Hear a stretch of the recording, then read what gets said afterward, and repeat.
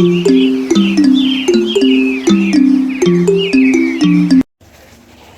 everyone, excuse me. I'm going to be firing now, mainly to test the glazes I'm working with, which is the Majolica work, and just to see how certain colors work for a commission I have. So I'm being quite careful to see where I'm placing things, because there are cool areas and hot areas of this kiln. Particularly interested in this, which I've left unglazed, remember from the test before. I want to see if it melts at a higher temperature than it did. It was fired to 950. I want to see if it melts at about 11, which is cone 03, which I'm going for this time. And I placed it on the top, in the middle shelf, really, which is kind of middle shelf, average heat, middle of the shelf. And these I've glazed, so I can see how they melt.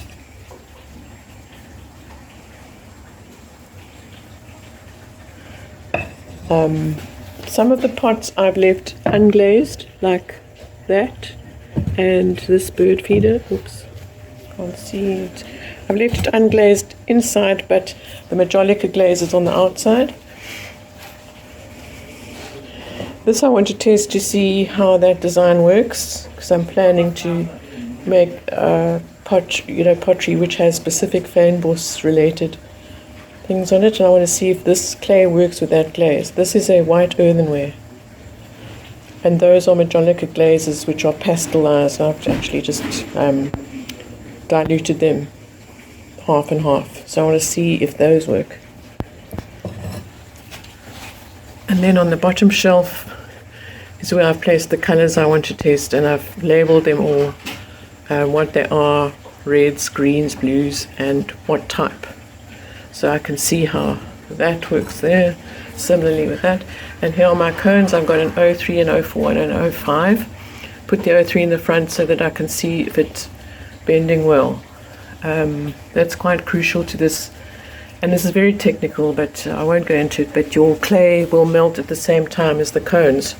And I trust these rather than what it says on my Kiln controller, which sometimes gets it out by almost up to 50 degrees. But if these melt, then I'm pretty sure my clay is at that body temperature, and that's what I'm reaching for. And in this type of glazing, you have to be quite accurate. You can't go too high, because then you'll get strange surfaces. It has to be fairly accurate with the cones. So here's hoping. Wish me luck. And there's the Kiln controller, which shows the temperature. But my cones are going to be my main guide in this case. Be firing tomorrow. All thumbs. And here's my little hot stuff kiln god watching over the firing, hopefully.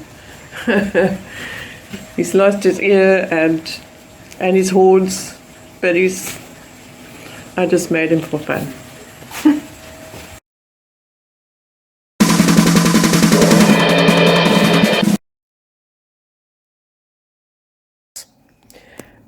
The white slip, the 3 different white slips, left unglazed and fired. Look at the shrinkage there between those two. They were the same size, these two. Quite a lot of shrinkage, no melting. And that was to cone 03, which is just over 1100 degrees centigrade. Same with the white slip, no melting, absolutely not melted. Interesting color here, which is that when it's raw, and when it's glazed with a clear gloss earthenware glaze, low melting glaze, cone 03, it gets quite a nice glossy covering, and it's a pinkish browny mauvey color. So I might actually use that on the castle which I made, and I might just use it applied to certain areas, possibly even the bricks. I'm going to decide on that, but I actually quite like that color in spite of how disparaging I was about it when it was glazed initially. or rather just underglazed. This is not as good as I'd hoped. It's come out quite patchy. The red shows through, which is to be expected really with a red earthenware body. You know, it's completely red clay, terracotta basically. And yeah, you'd have to apply a lot of that, and then you might you might get bubbling. So it's not the best white slip to use for this. Otherwise, you've got to apply it a lot thicker.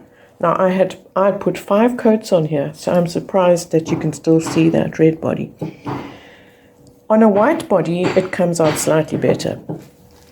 That's for another day. But here, this is the Majolica base glaze, which I was testing over just a plain red earthenware, bisqued earthenware, and that's quite pinholed. If you can see, it's also a greyish colour.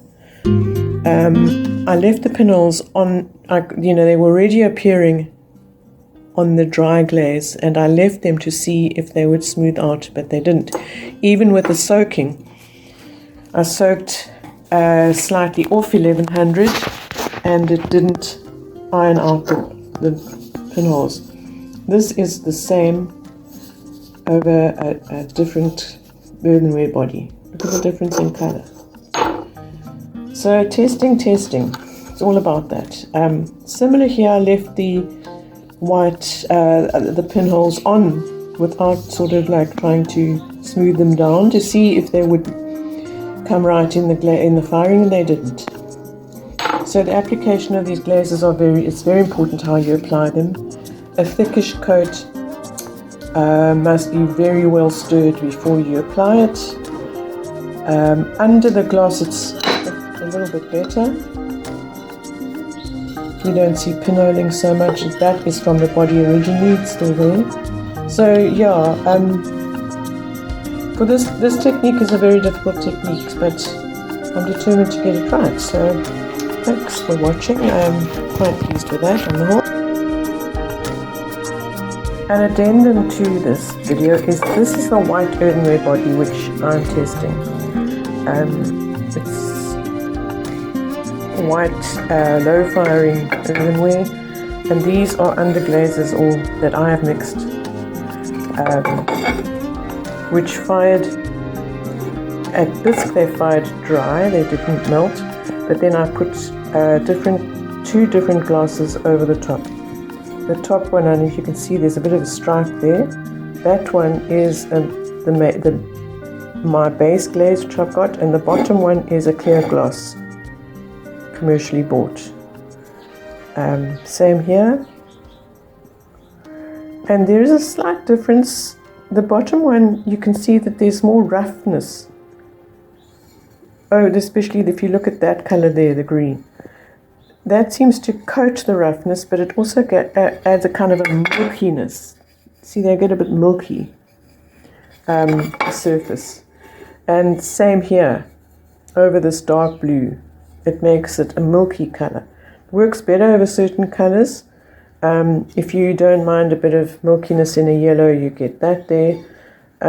Possibly turquoise blue. I could have done 2 coats here. I just did a watery 1 base coat, painted on with a paintbrush. Next time I'll do a double layer. So also application is very important. This is quite a nice green. I called it a fynbos green, and I'm quite happy with that. It's like greenish greyish color. The red, very disappointed in, and those are complete write-offs, so I'm not even going to go there. And that's too dark, but it did melt. It's a chrome-based green, so it doesn't melt at lower temperatures very well. But there we go.